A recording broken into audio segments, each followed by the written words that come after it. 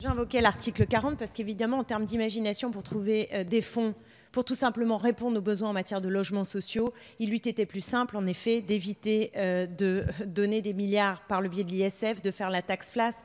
J'en passe et des pires. Donc vous assumez vos choix, mais entendez bien que de notre côté, non seulement nous contestons fermement, et je le dis dans cet hémicycle, parce que depuis tout à l'heure, on parle de cohésion sociale et je trouve qu'il y a une certaine approche technocratique devant des réalités qui sont des réalités pour certains territoires absolument inhumaines et pour lesquelles il est insupportable de voir un gouvernement qui fait des choix, qui sont des choix d'urgence quand il s'agit de donner davantage d'argent pour les plus riches et qui fait des choix contraints nous expliquant des histoires budgétaires, etc., quand il s'agit de donner à ceux qui en ont le plus besoin. Vous ne l'entendez peut-être pas, mais moi je vous parle d'un point de vue qui est celui de la Seine-Saint-Denis.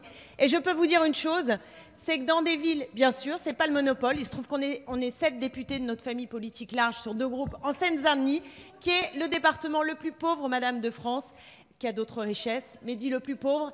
Et entendez juste que les choix politiques que vous faites aujourd'hui, quand ils sont vus du point de vue de la Seine-Saint-Denis, paraissent littéralement indécents. Donc nous regrettons le manque d'imagination de votre gouvernement quand il s'agit de faire face aux droits au logement et aux besoins des populations les plus vulnérables. Oui, Monsieur le Président, je sais bien que Madame Sandra Marceau, tout à l'heure, pour La République En Marche, nous a expliqué qu'une petite enveloppe budgétaire pouvait être au service d'une grande ambition politique. Mais je vous le redis, vu de la Seine-Saint-Denis, je vous assure qu'il y a un moment donné où le sonnant et le trébuchant, cela permet de constituer des vies dignes ou au contraire d'accroître la pauvreté, la précarité et la misère. Je voudrais juste vous dire qu'en Seine-Saint-Denis, on a 63 quartiers prioritaires.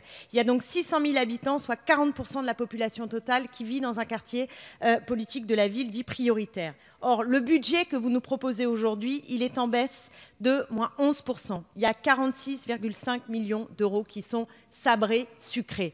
Moi, je suis désolée, mais au bout d'un moment, tout cela finit par faire sens. Et surtout, quand vous voyez dans le même temps les budgets aux collectivités locales, de manière générale, fondre comme neige au soleil. Or, les collectivités représentent 20% des dépenses publiques et elles ont déjà supporté 50% de l'effort de réduction des déficits de l'État.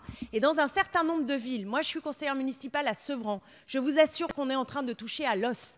On est en train de toucher à ce qui ne va plus nous permettre de faire fonctionner des services publics à minima. En Seine-Saint-Denis, on a 2 fois moins de médecins qu'ailleurs, on a 2 fois moins d'espaces verts qu'ailleurs, on a des tribunaux qui sont saturés, on a des commissariats avec des baisses d'effectifs considérables et on passe des fermetures de trésorerie, vous voulez que je vous fasse des fermetures de centres sociaux, etc. Ça n'en finit plus.